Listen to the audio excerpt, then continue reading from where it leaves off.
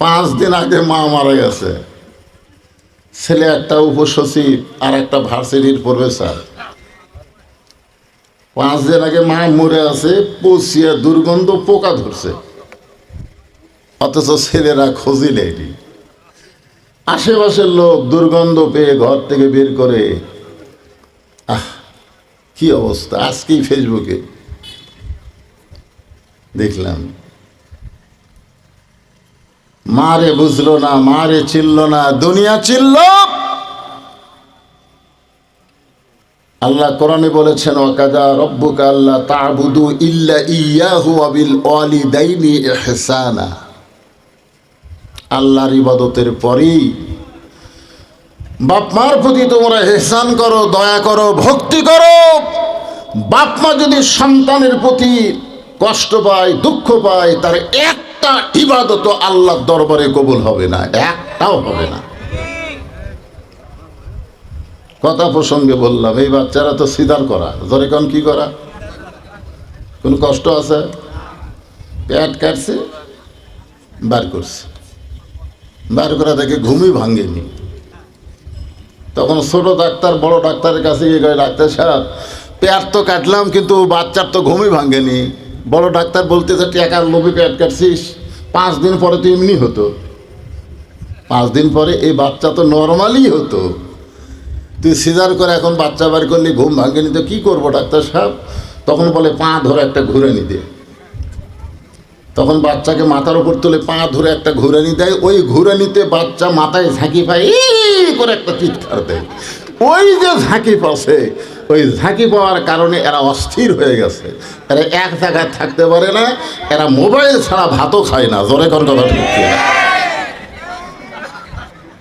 হ্যাঁ, এই বাচ্চারা, এরা ছোট ছোট বাচ্চারা মোবাইল নিয়ে আমার কাছে বলে, হুজুর একটা ছবি তুলবো।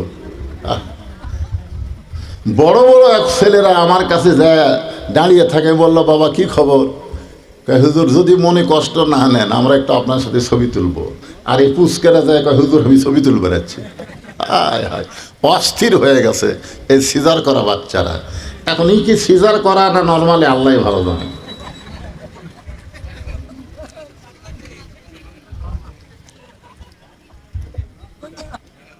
আমরা আল্লাহর দরবারে শুকুর গুজার করছি, আল্লাহ তাআলা আমাদেরকে মুসলমানের ঘরে মুসলমান হিসাবে কবুল করেছে। বলেন সুবহানাল্লাহ।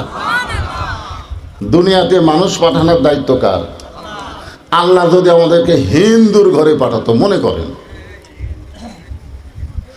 হিন্দুর ঘরে জন্ম নিয়ে, বৌদ্ধ ইহুদি খ্রিস্টানদের ঘরে জন্ম নিয়ে মুসলমান হয়ে মরা খুবই কঠিন। আল্লাহ বলেছেন, ওয়ালা তামুতুন্না ইল্লা ওয়া আনতুম মুসলিমুন। এই আয়াতের অর্থ হলো, তোমরা যা করো করো, কিন্তু মরার সময় মুসলমান না হয়ে মরো না। মৃত্যুর সময় মুসলমান হয়ে যারা মরতে পারবে, দুনিয়ার মানুষ তাকে কবরে রাখলেও তাকে আল্লাহ কবরে রাখবে না, তার ঠিকানা হবে ইল্লিন নামক জান্নাতের বাগান। জোরে বলেন ঠিক কি না? তাহলে মরার সময় মুসলমান হয়ে মরতে গেলে আমাদের জন্য সহজ, কারণ আমরা মুসলমানের ঘরেও জন্ম নিছি, মুসলমান হয়ে মরবো ইনশাআল্লাহ। না তোফায়েল হয়ে মরবেন? তোফায়েল জানাজা করবার দিবি না। আই হাই, মরার পরে জানাজা নিয়ে কি বিপদ! গতকাল ঢাকায় জানাজা হয়েছে, মিছিল বার করছে, তার কয়টা আবার ধরছে। আজকে আবার ভোলাতে জানাজা করার আগেই একদল যায় বলতেছে, তোফাইলের জানাজা বাংলার মাটিতে হবে না। আমরা কি তোফাইল হয়ে মরব? কথা কর না কেন? আমাদের মৃত্যু হবে মুসলমান হিসাবে। জোরে কোন কি হিসাবে? কারণ আমরা মুসলমানের ঘরে জন্ম নিয়েছি।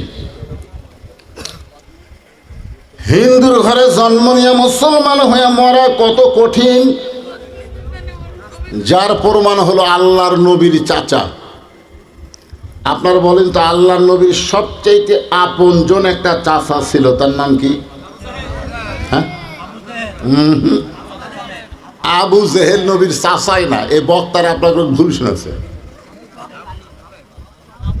হ্যাঁ, এই যে আবু তালেব, হ্যাঁ, আল্লাহ রাসূল নিজেই বলেছেন মায়ের পেটে থাকা অবস্থা আমি এতিম হয়েছি, কিন্তু দুনিয়াতে আসার পরে আমি এতিম ছিলাম না। সাহাবেরা জিজ্ঞেস করলেন, ইয়া রাসূলুল্লাহ, মায়ের পেটে আপনি এতিম হলেন অথচ দুনিয়াতে আসার পরে আপনি এতিম ছিলেন না, এটা কেমন কথা? রাসূল বললেন, ভাগ্যগুণে আবু তালেব নামক একটা চাচা পাইছিলাম, যিনি আমাকে এমনভাবে লালন পালন করেছে, আমার যে বাবা নাই এটা কোনো দিনও আমি বুঝতে পারিনি। ধরে কেন সুবহানাল্লাহ। শিশুকালে মইরা গেছে মা, গর্ভে থাকতে মরছে পিতা, নবী চোখে দেখলেন না, কে করিবে লালন পালন, কে দিবে সান্ত্বনা, এই দুনিয়ার বড় এতিম নবী ছিলেন একজনা।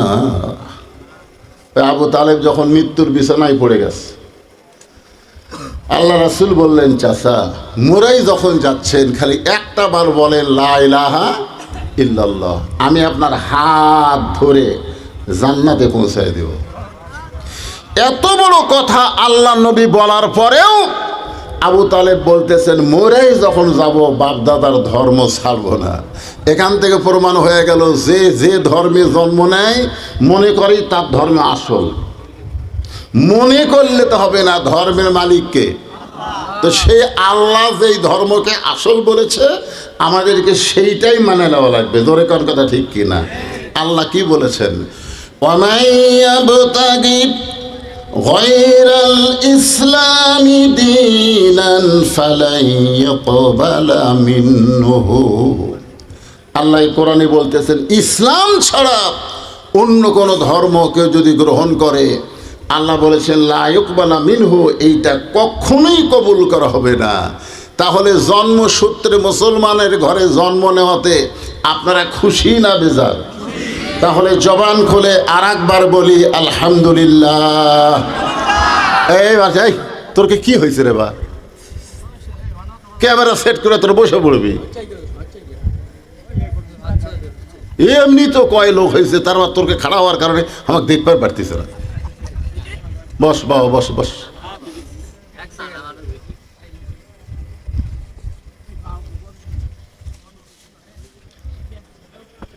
আল্লাহর প্রশংসা করার কারণ হলো যে কোরআন থেকে আপনারা ওয়াজ শুনতে আইছেন, নাম দিয়েছেন তাফসিরুল কোরআন মাহফিল। আপনারা বলেন তো, এই কোরআনের মধ্যে কোনো সন্দেহ আছে? কেমনে বুঝলেন? না না না, কোরআনের মধ্যে তো সন্দেহ নাই, এটা আপনি বুঝলেন কেমনে?